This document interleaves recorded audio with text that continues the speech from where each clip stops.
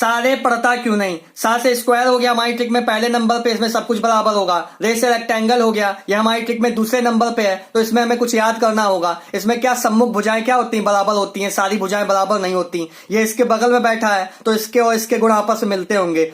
Square को थोड़ी जलन हुई जब उसने देखा रेक्टेंगल और पैरेललोग्राम की दोस्ती हो गई। उसने कहा मैं तो टॉपर हूं, मैं भी किसी से दोस्ती करता हूं। तो उसने क्या किया, फोन पे रोम्बस से बात करना चालू किया। फिर पता चला स्क्वायर और रोम्बस की भी प्रॉपर्टीज क्या है, मिलती जुलती हैं, तो ये दोनों भी दोस्त बन गए। तो चलिए रोम्बस की प्रॉपर्टीज और फॉर्मूलाज ट्रिक से समझते हैं। रोम्बस जिसे हिंदी में समचतुर्भुज कहते हैं की प्रॉपर्टीज गुण देखते हैं। तो हमारी पहली प्रॉपर्टी क्या है, पहला गुण क्या है, सभी भुजाएं बराबर होती हैं, ऑल साइड्स आर इक्वल। अगर ये ए है, CD हमारा ए है, तो ये भी ए हो जाएगा, ये भी ए हो जाएगा, ये भी ए हो जाएगा। आया समझ में। समचतुर्भुज के सम्मुख कोण बराबर होते हैं, समचतुर्भुज के सम्मुख कोण बराबर होते हैं। मान लीजिए अगर ये y है तो ये भी क्या होगा, y होगा। अब इसी में हम लोग एडजेसेंट एंगल्स यानी आसन्न कोण समझ लेते हैं। ये क्या हो गए, अपोजिट एंगल। बाकी ये क्या हो गया, ये और ये आपस में आसन्न कोण होंगे, ये और ये आपस में क्या होंगे, आसन्न कोण होंगे।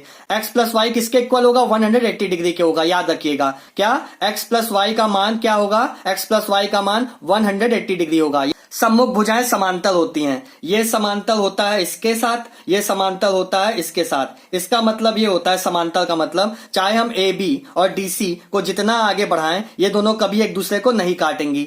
Opposite sides of a rhombus are parallel, विकर्ण एक दूसरे पर लंब होते हैं। Diagonals are perpendicular to each other, विकर्ण एक दूसरे पर लंब होते हैं। इसका मतलब ये होता है ये दोनों एक दूसरे को जहां काटते हैं वहां पर एंगल क्या बनता है, 90 डिग्री का बनता है। यहां पे भी 90 डिग्री, यहां पे भी 90 डिग्री, यहां पे भी 90 डिग्री। याद रहेगा। समचतुर्भुज के विकर्ण एक दूसरे को समद्विभाजित करते हैं। Diagonals of a rhombus bisect each other, इसका मतलब ये है कि अगर ये AC और DB एक दूसरे को O पर कट कर रहे हैं, इसका मतलब AC जो डायगोनल होगा वो DB को दो बराबर भागों में बांटेगा। मतलब OD इक्वल टू किसके होगा, OB के होगा। इसी तरीके से DB जो विकर्ण होगा वो AC को दो बराबर भागों में बांटेगा, तो OA इक्वल टू किसके होगा, OC के। यही कह रहा है। दो आसन्न कोणों का योग 180 डिग्री होता है। Sum of adjacent angles of a rhombus is 180 degree. हमें अपोजिट एंगल तो पता चल जाते हैं ना आराम से, जो आमने सामने के कोण होंगे वही विपरीत कोण, सम्मुख कोण होंगे। आसन्न कोणों में बच्चों को बहुत प्रॉब्लम होती है। ये देखिए, अपोजिट एंगल्स को छोड़ करके, अपोजिट एंगल को छोड़ करके जो एंगल बने हों वो क्या होंगे, आपस में आसन्न कोण होंगे। ये दोनों तो सम्मुख कोण हैं, तो ये और ये आपस में क्या है, आसन्न कोण है। ये और ये आपस में क्या है, आसन्न कोण है। और इन दोनों का सम 180 डिग्री होगा। मतलब x प्लस वाई 180 डिग्री, यहां पे भी x प्लस वाई 180 डिग्री। तो समचतुर्भुज यानी रोम्बस के इंपॉर्टेंट फॉर्मूलाज हैं, महत्वपूर्ण सूत्र हैं। पहला है समचतुर्भुज का परिमाप। यहां पे मान लीजिए अगर एक साइड A है तो हम जानते हैं समचतुर्भुज की सारी भुजाएं बराबर होती हैं, सब क्या हो जाएंगी, A हो जाएंगी। तो समचतुर्भुज का परिमाप यानी पेरीमीटर ऑफ रोम्बस क्या हो जाएगा, 4 इंटू साइड या 4 इंटू A हो गया।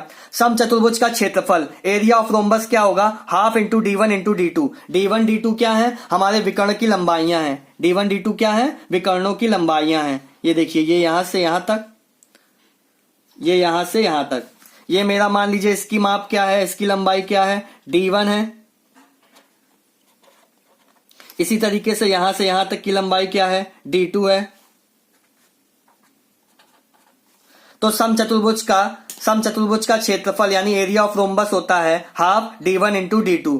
तो स्टूडेंट्स, अगर आपको वीडियो अच्छा लगा हो या कुछ नया सीखने को मिला हो तो चैनल को सब्सक्राइब कीजिएगा, वीडियो को लाइक कीजिएगा। Thank you.